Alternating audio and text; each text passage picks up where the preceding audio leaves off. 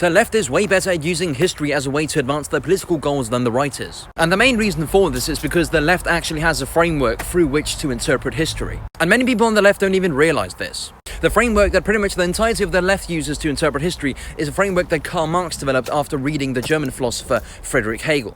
Hegel believed that history unfolds with a purpose, that there is this thing called spirit that he calls Geist in his native German that is constantly unfolding and through what he calls dialectical reasoning evolving and ultimately culminating into the absolute.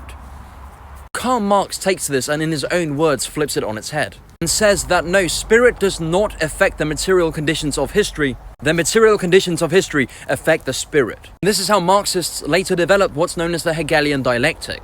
The Hegelian dialectic proposes that history moves forward in the form of first there's a thesis, then there's antithesis, then there is a synthesis, with the synthesis always being the better outcome, which is where you get the idea that the future is always better, which is where the idea of progressivism comes from. Because if you think about it for a second, if the future is always better, then of course you should progress. If that is the case, then progressivism is obviously the best ideology. And because the vast majority of people on the right have never even considered the idea that you should have a framework for which to interpret history, and just interpret it completely arbitrarily based on their own reasoning abilities, of course the side that has had academics for literally hundreds of years writing how to interpret history, and a uniform, consistent approach on how to utilize history for politics is gonna win.